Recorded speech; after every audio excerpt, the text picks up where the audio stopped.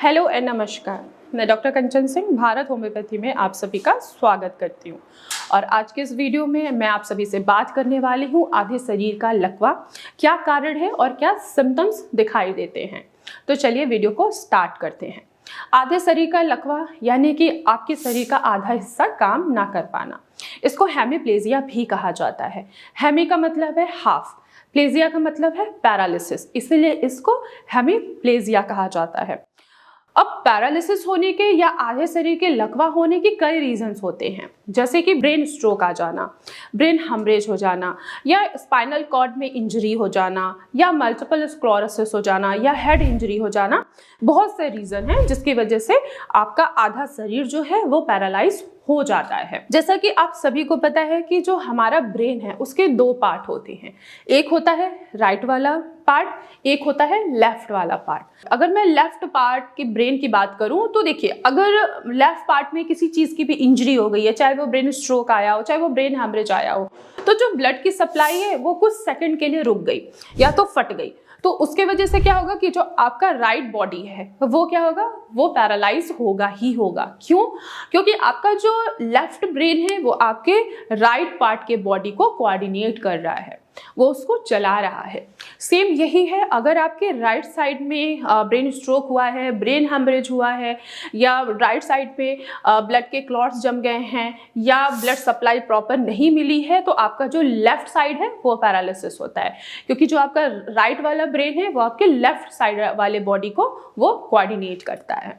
अब सिम्टम्स की अगर मैं बात करूं, जैसे अगर मान लीजिए किसी भी पेशेंट को राइट साइड में पैरालिसिस हुई है तो उसके हाथों में क्या होगा, हाथों में अकड़न आ जाएगा, बहुत ज़्यादा स्टिफनेस होगा। यहाँ तक कि पेशेंट अगर ऐसे भी हाथ करने की कोशिश करता है तो पेशेंट का हाथ सीधा नहीं उठेगा, वो हमेशा टेढ़ा, ऐसे पेशेंट का उठा रहेगा हाथ। प्लस जॉइंट्स में बहुत ज़्यादा पेन होता है, जॉइंट्स के साथ साथ उनके पूरे मांसपेशियों में पेन रहता है। किसी किसी पेशेंट में देखा होगा कि उनका जो माउथ है वो भी थोड़ा सा पैरालाइज होता है, यानी कि वो थोड़ा सा टेढ़ा हुआ होता है। जब भी कुछ भी वो खाएगा, सलाइवा उसका डायरेक्ट क्या होगा, वो बाहर निकलता रहेगा। क्यों? क्योंकि उसका माउथ जो है, उसका जो मुंह है वो भी पैरालाइज हो गया है, वो भी टेढ़ा हो गया है। वो खाना खाएगा तो प्रॉपर तरीके से पेशेंट खाना नहीं खा पाते हैं, मुंह से हमेशा सलाइवा आता है, मुंह से हमेशा पानी आता रहता है।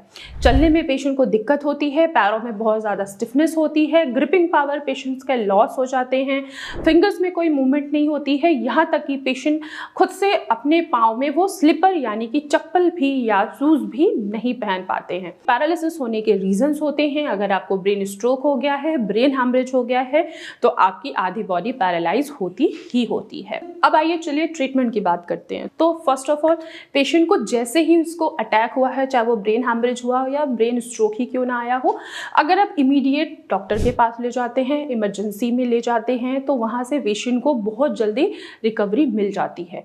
क्यों? क्योंकि जो न्यूरोप्लास्टिसिटी है वो 6 महीने में बहुत तेजी के साथ इन्हेंस होता है।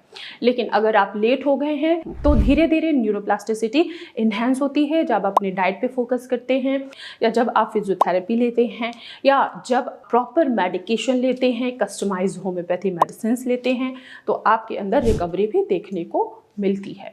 तो मैं आशा करती हूँ कि आपके मन में जो सवाल होगा कि आधे शरीर का लकवा क्यों होता है, तो आधे शरीर का लकवा किसी भी रीज़न की वजह से हो सकता है, चाहे वो ब्लड प्रेशर के बढ़ने की वजह से आपको ब्रेन स्ट्रोक आया हो, या शुगर के बढ़ने की वजह से आपको हेमरेज आया हो, या आप बहुत ज़्यादा स्मोकिंग करते हैं, या आप बहुत ज़्यादा अल्कोहल कंज्यूम कर रहे हैं, इसके वजह से जो ब्लड की सप्लाई है वो प्रॉपर तरीके से ब्रेन में पहुंची ही नहीं, बीच में ही इंटरप्ट हो गई, तो उसके वजह से आपकी बॉडी जो है वो आधी पैरालाइज हो गई।